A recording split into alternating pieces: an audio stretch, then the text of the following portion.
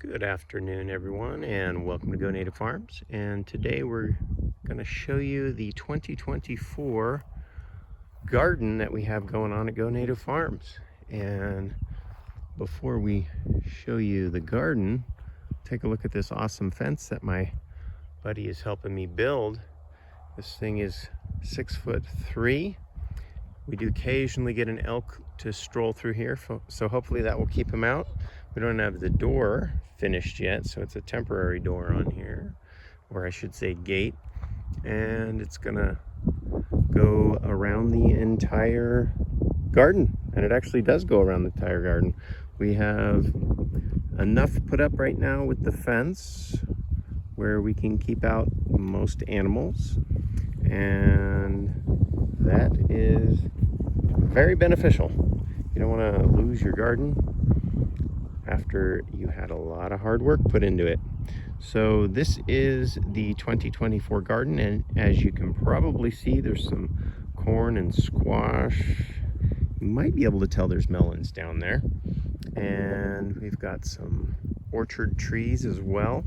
And let's take a look down here real quick.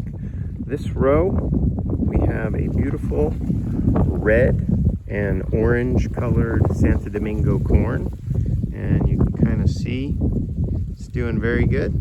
We have 2 rows of that. This was planted May the 8th of 2024, and hopefully that will produce some pollen pretty quick and some corn. And we do stagger our corn so it doesn't cross with that other corn down there. That corn down there is a beautiful white hickory Apache corn, and slightly lower germination rate on that. We'll kind of walk over there and just look at that corn. This one was planted a month later because we did not want to cross-pollinate between our ancient varieties of Native American corn. And most everything we're growing here at Go Native Farms is old heritage varieties that Native Americans grew more abundantly in the past, but for different reasons.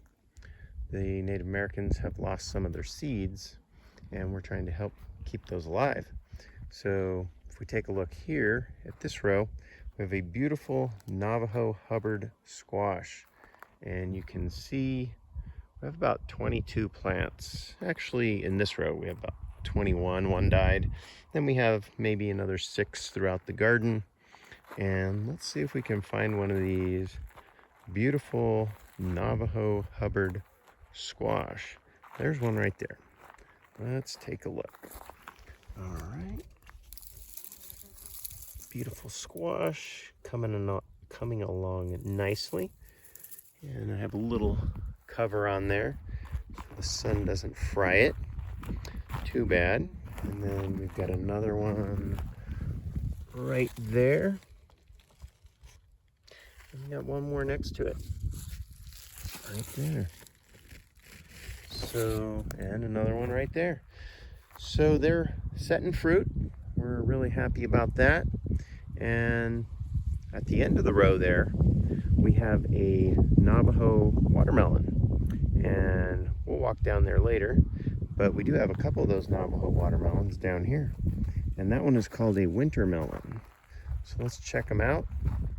We did space things a little bit here and there. And you'll see those grasshoppers. There's one right there. He's going to jump, I think. No, maybe not. Anyways, we have grasshoppers in here. But you'll notice they're not eating our plants. We'll talk about that on another video in detail.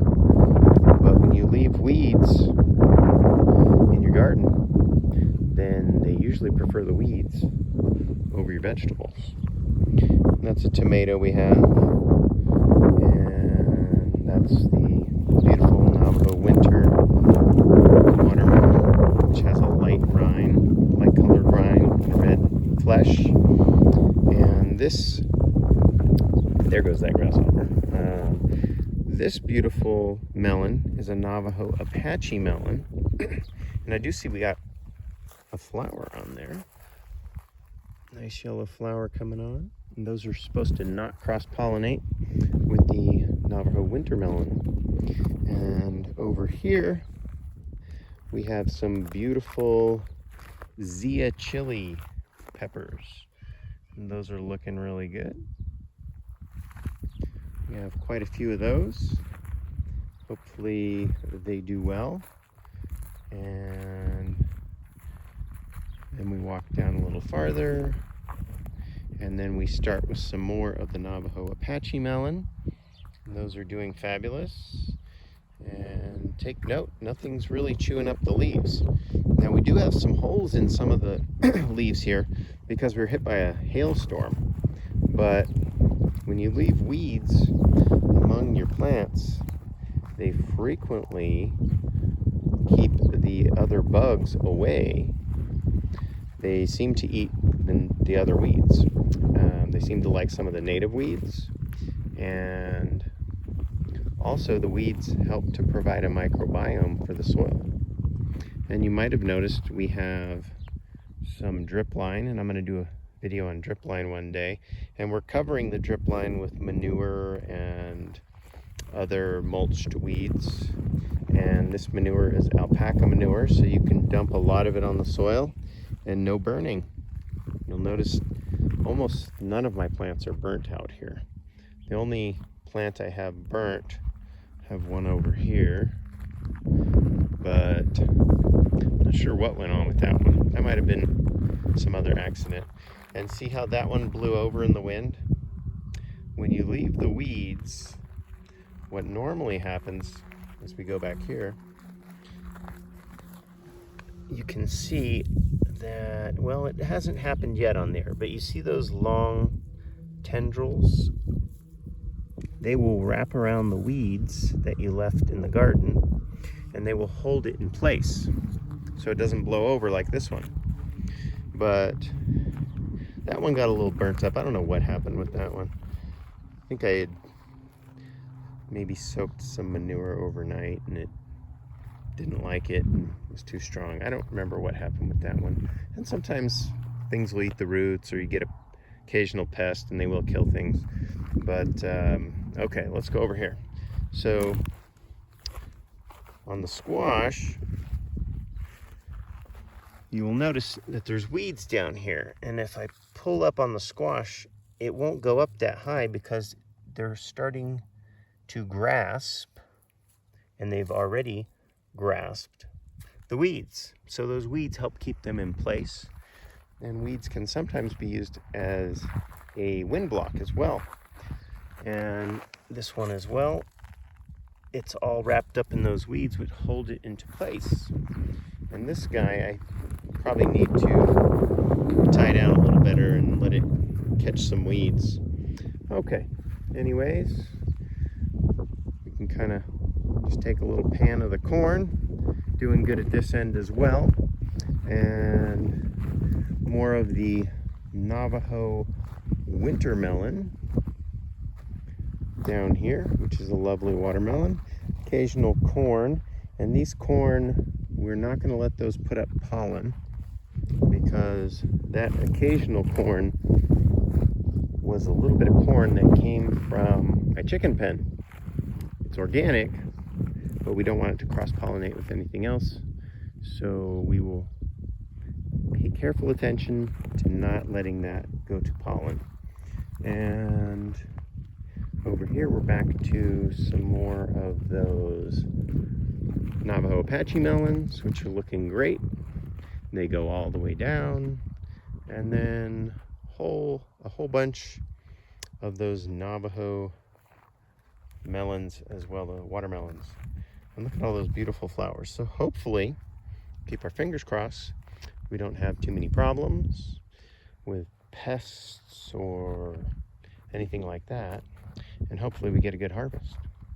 And if you noticed, it's 90, you didn't notice this, but it's 93 degrees out today. So 93 degrees and nothing's really wilting as we walked around.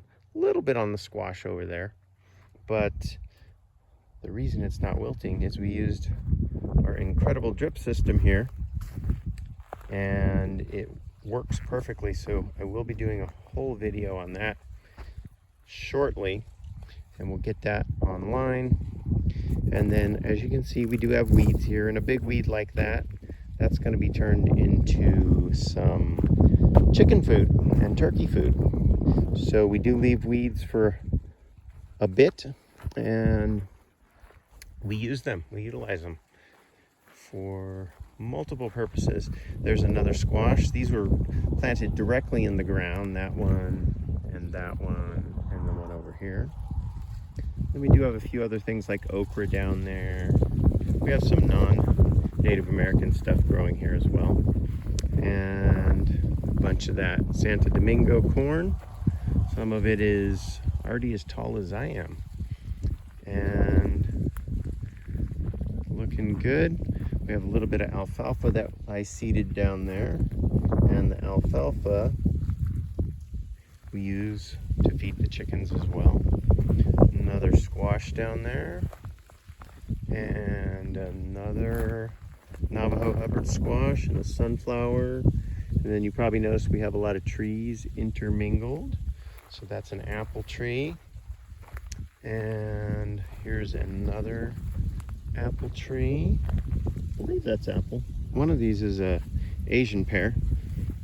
And another squash. And that is in the same planting area as the corn. I thought I'd try a few out that way. Let's see how that goes. And we have more of the alfalfa. And this is a big squash here. Doing pretty good. And some of these weeds, when they get real big, like this tumbleweed, that's going to get mowed down and it'll be used as mulch. Because at that stage, when you walk through those tumbleweeds, they're going to hurt. But when they're smaller, your chickens will eat them up just fine. And we have another tomato in there with a peach tree. And that peach tree was in this big box here for about 5 or 6 years. I started that one from seed. Buddy gave me some peach seeds and I planted them. And I have 2 peach trees from, actually 3, that he gave me.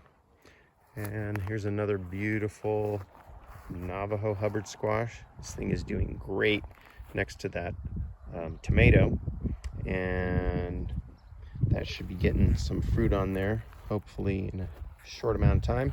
And we have some more tomatoes, and there's beets down there. So we do plant other things out here. Some of them came up good, some of them not so much, so we might have to do some replanting. And some more beets there, and more beets. I think we have some radish down there, and some kohlrabi down there as well. See more okra. There's the kohlrabi right there, and more okra. And we have a pretty big garden this year. And the garden, everywhere there's drip line, you will eventually come across a tree. So I do intermingle those trees like we see right here. That is a nice apple tree. And we'll come on another apple tree right here. And some more corn, another apple tree. And we can keep these trees relatively small so they don't block out too much of the sun. And then the rest of this drip line it kind of goes around in an L shape, and you'll see there's a bunch of okra that I planted on the drip line.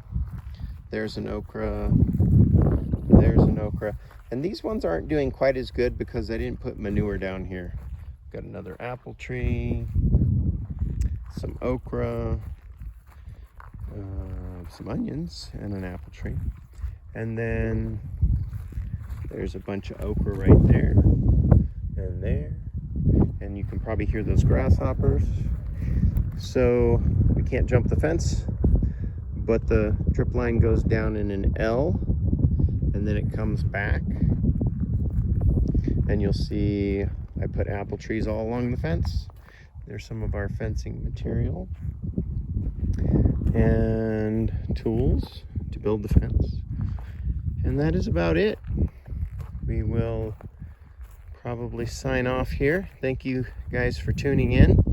And like I was saying, I'll do another video on the drip line because it would be insane to try to water all of this.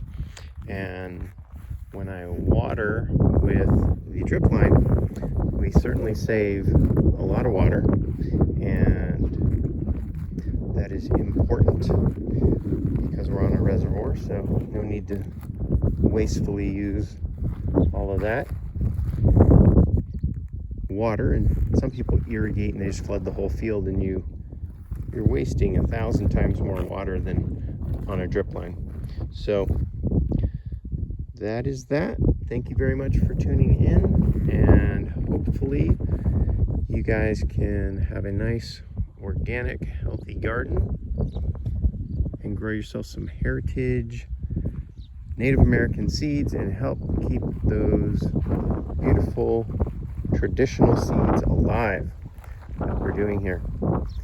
All right, take care. Have a nice day.